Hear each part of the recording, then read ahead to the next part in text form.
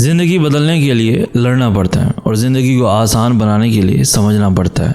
वक्त आपका है, चाहो तो सोना बना लो और चाहो तो सोने में गुजार दो। अगर कुछ अलग करना है तो भीड़ से हटकर चलो। भीड़ हिम्मत तो देती है पर शनाख्त छीन लेती है।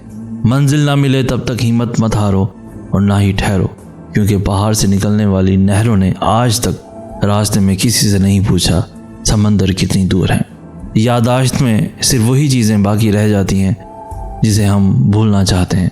दौलत एक झटके में, खूबसूरती एक बीमारी से और इज़्ज़त एक गलती से फना हो जाती है। इसलिए 3 चीज़ों पर कभी भी तकब्बुर ना करें।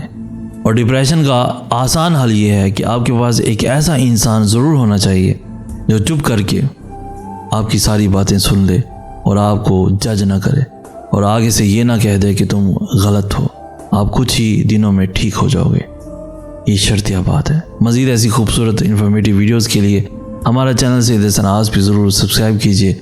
हमें कहते हैं सईद हसन आस। हम मिलेंगे नेक्स्ट वीडियो में, तब तक के लिए अल्लाह आपका हामी नासिर।